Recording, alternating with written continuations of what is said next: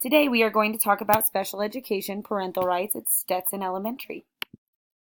District 49 Special Education Department's mission is to recognize each student as an individual, to respect, enable, and empower each of our students to promote positive outcomes by fostering a caring, creative, and inclusive learning environment, emphasizing spirit and resilience.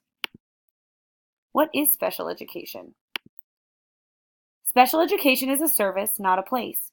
It provides students with disabilities a free and appropriate education. It supports services and instruction determined by the IEP. It is also the least restrictive environment. Consent. It is important that parents have been fully informed of all information in their native language or other mode of communication. The parent then needs to understand and agree in writing to consent to the activity. They also need to understand that granting consent is voluntary. They are able to deny. It does need to be in writing, and there also needs to be other modes of denial. Who can give consent?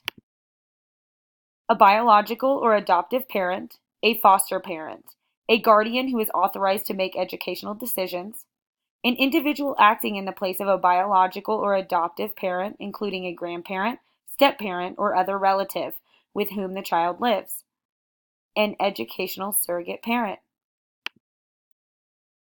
What needs parental consent? A referral, the initial evaluation, reevaluations or amendments, significant changes in service, and termination of an IEP.